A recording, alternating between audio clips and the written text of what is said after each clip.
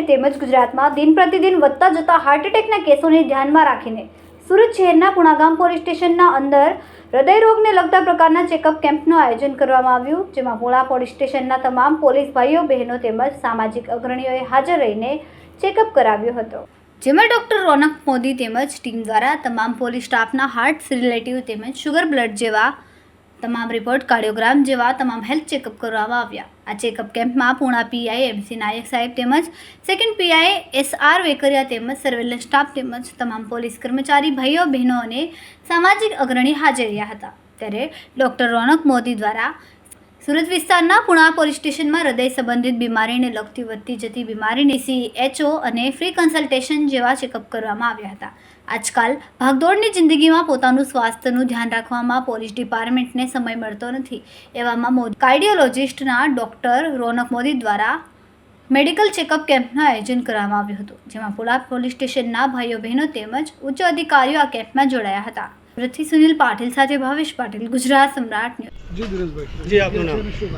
મારું નામ છે દિનેશભાઈ સાવલિયા। આજ રોજ પુણા પોલીસ સ્ટેશનની અંદર વર્તમાન સમયની અંદર જે હાર્ટ એટેકના વધતા જતા જે બનાવો બની રહ્યા છે એને આપણે કેવી રીતે રોકી શકીએ, એના માટેનું જો શરૂઆત કોઈને હાર્ટ એટેકની થાય તો એને કેવી રીતે શરૂઆતની પ્રોસેસમાં રોકવી એનું ટ્રેનિંગ સેશન પણ અહીંયા પુણા પોલીસ સ્ટેશનની અંદર રાખવામાં આવ્યું છે।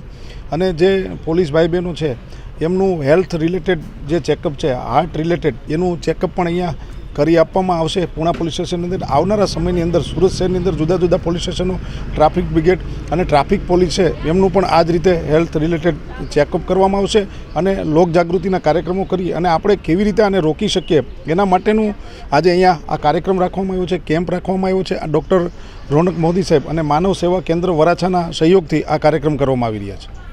જી, આપનું નામ? મારું નામ ડૉક્ટર રોનક જયેશકુમાર મોદી છે અને હું કન્સલ્ટિંગ કાર્ડિયોલોજિસ્ટ છું। હું ઇન્વેઝિવ અને નોન ઇન્વેઝિવ કાર્ડિયાક રિલેટેડ માર્ગદર્શન અને ટ્રીટમેન્ટ કરું છું। આ કયા સ્થળ છે, શેનો કાર્યક્રમ રાખવામાં આવ્યો? આ પુણાગામ પોલીસ સ્ટેશન છે અને અહીંયા અમે પોલીસ કર્મચારીઓ જે 24 કલાક ડ્યુટી પર હોય છે એમના હાર્ટ રિલેટેડ અને રૂટીન હેલ્થ રિલેટેડનો કેમ્પ કરવામાં આવ્યો છે, જેમાં આપણે ECG, ઇકોકાર્ડિયોગ્રાફી, સુગર અને બ્લડ પ્રેશર કન્સલ્ટેશન એ એમને આપણે ટોટલી માર્ગદર્શન આપવાના હેતુથી કરવામાં આવેલ છે। અને જે કોઈ પણ હાઈ રિસ્ક હોય કે જેમને ડાયાબિટીસ છે અથવા તો બ્લડ પ્રેશર છે તો એમને પૂરતી માર્ગદર્શન આપવામાં આવી રહ્યું છે।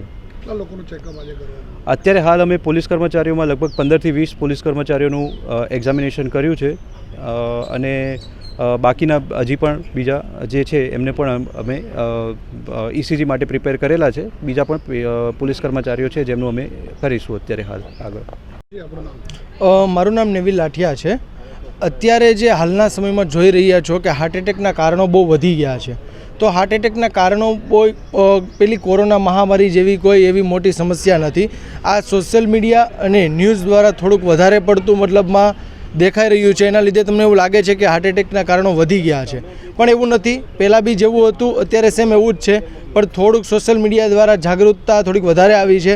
સાથે સાથે અમે એવો બી એક સંકલ્પ લઈએ છીએ કે તમામ પોલીસ કર્મીઓ, ટ્રાફિક બ્રિગેડિયન, ટ્રાફિક પોલીસ બધાને જ તે CPR ટ્રેનિંગ, ધારો કે કોઈ રસ્તા ઉપર રોડ પર કોઈને મતલબમાં એટેક આવે તો કયા ભાગરૂપે આપણે એને કરી શકીએ અને સેવા કરી શકીએ એ પ્રમાણે આપણે પોલીસ કર્મચારીઓ દ્વારા આપણે એક તાલીમ સેશન આપવામાં આવ્યો છે।